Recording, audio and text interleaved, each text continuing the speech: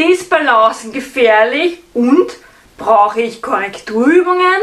Das verrät uns Jay in diesem Video. Hallo und herzlich willkommen, ich bin Conny und du fragst dich vielleicht, wer ist Jay? Jay ist einer der wenigen Trainer, die ich sehr bewundere. Er hat das Talent, Übungen in Einzelteile zu zerlegen, so dass jede noch so schwierige Übung gemeistert werden kann. Er trainiert die Top-Crossfit-Athleten und deshalb freut es mich umso mehr, dass er sich bereit erklärt hat, unsere Fragen zu beantworten. Da er kein Deutsch spricht, ist dieses Video ausnahmsweise auf Englisch. This video is in English because it's an interview with an English-speaking coach, Jay Mühlburg. Jay has a gymnast and physiotherapist background and is founder of his online coaching program, Explore the Movement. You can find the link in the description. I met him in a gymnastic course in a CrossFit box in Vienna 2 years ago. And today he answers some questions for us. So let's get started. Topic 1. Disbalance and corrective exercises. If we start with a body screen, we can almost always find something which is not straight or balanced. But what does this mean? People know that disbalance can cause troubles, and so we have to correct this with corrective exercises. But do we really have to balance everyone and everything? And what effect does corrective exercises have? So let me start off by saying that this is a massive topic and it's something that's going to be debated for a very long time still. So let me start off with saying about posture. We used to think that posture is kind of like a means to all ends. So if you have bad posture, that could be a contributing factor towards your pain.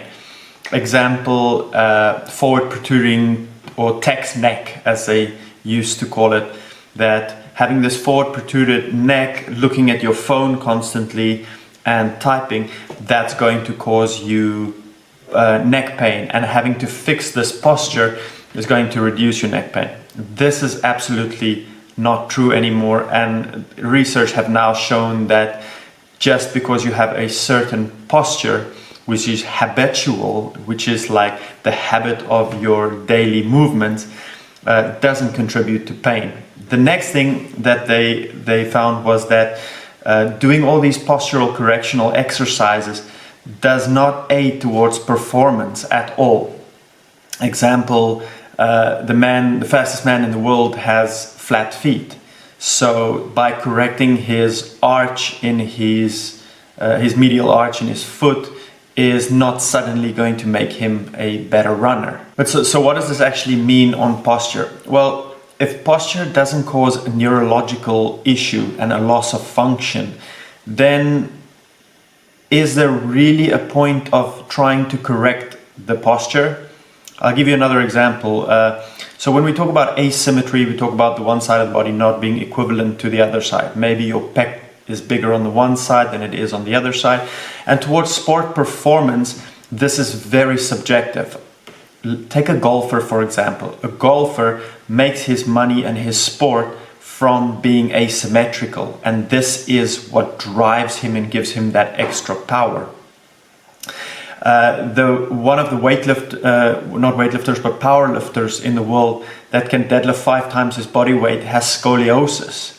One of the best swimmers in the world have scoliosis, which has world record. So just because you're asymmetrical doesn't mean that you're going to suffer from pain.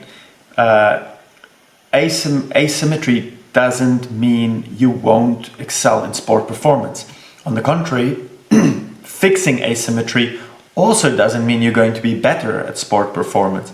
So there's a very interesting area there, and a lot of people will find that they can debate on the topic that, oh, better posture is going to reduce pain and is going to aid on pain. And unfortunately, this has just not been proven. So this kind of gets us into the corrective exercise world. This is a big world. This is a big world to make a lot of money.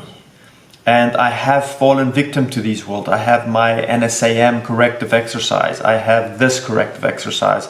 And I've been part of all of that, trying to include into this dogmatic approach of this is what society dictates or pseudoscience shows, which is not properly followed through studies, which is not peer-reviewed, it's not on a meta-analysis. And to give a good example of this is you have to pick up something off the floor with a straight flat back or a neutral spine back. And this is hypocrisy. This is one of the reasons why we have so many spinal injuries, because the spine is not prepared for bending, flexing, extension, rotating, lateral flexion. But we live in this neutral spine world where everything needs to be corrective and straight and sit up straight with good posture. And this is not the world. By doing this, we're actually weakening the spine instead of making it stronger. The thing with movement is that you should look at it in two sorts of ways. Firstly, what do I want to get out of this movement? This goes into technique, the movement technique. So let's say I want to be able to do a back somersault. If I want to do a back somersault, there's a specific technique involved into it. Should I be able to jump? Should I be able to rotate? Should I be able to land? Yeah, sure. Does that make the movement a bad movement or a good movement? Well, it depends. It depends on the movement. Let's break it down even easier. Let's take a squat, for example. Let's squat with our knees falling in, but have absolutely no weight on the back. Does this make it a good squat or does it make it a bad squat? Well, it depends as well, because the movement is not bad. The movement's not bad at all. The movement's fantastic. It's fantastic to squat with the knees in. It's fantastic to have a little bit of rotation on the tibia. It stresses the ligaments. It stresses the cartilage. But will it be a good idea to give that to somebody that's never done that before and whose knees are not prepared for it and go and put a little bit of load on it? Most probably not. This is not the greatest idea for that. Does it mean that the movement is bad? Well, it might mean that the movement at this moment is not ready for his tissue capacity. And this is a bigger factor. Will this movement with squatting with the knees in, collapsing, be the best to lift the most weight? No. So now it comes to technique, but not as much symmetry. Technique is different than if a movement is good or bad or need corrective. Are we shifting massively to the right side when we squat? Maybe. Is that going to be the most optimal position to lift the heaviest amount of weight? Probably not. So now we can talk about something that goes, okay, it's not about corrective exercise for posture, it's about using technique to squat the heaviest amount of weight. So there's an extremely fine line between the two of them. And this needs to be understood because we will spend countless of hours trying to correct posture through corrective exercises to have an aesthetic appeal. And if this is what you're going for and you are in the world of bodybuilding, then this is their main thing. Bodybuilding has ruled this world of symmetry. And that's perfectly fine if it's an aesthetic thing. But saying that you need corrective exercise to add because you have pain or because you need sports performance, because the muscles need to balance out, is just at this moment not the most accurate statement. Thanks a lot, Jay, for these insights. These information are really worthwhile. So, ich fasse noch einmal zusammen. Erstens, Forschungen haben gezeigt, dass eine schlechte Haltung nicht notwendigerweise Schmerzen verursacht. Wenn du Schmerzen wegen schlechter Haltung hast, helfen Korrekturübungen nicht unbedingt, diese zu verringern. Zweitens, Korrekturübungen verbessern auch nicht notwendigerweise die sportliche Leistungsfähigkeit. Drittens, Disbalancen verursachen auch nicht notwendigerweise Schmerzen und sie verschlechtern auch nicht die sportliche Leistungsfähigkeit. Viertens, dass eine schlechte Haltung Schmerzen reduziert, ist nicht bewiesen. Fünftens, wenn unser Rücken immer nur aufrecht und gerade ist, dann ist er nicht für Beugung, Streckung, Rotation und Seitwärtsneigung vorbereitet. Das schwächt den Rücken, anstatt ihn zu stärken. Sechstens, achte bei Bewegungen darauf, dass dein Körper für die Last vorbereitet ist. Das heißt, lade dir zum Beispiel bei der Kniebeuge keine 100 Kilo auf, wenn du nur 50 Kilo gewohnt bist.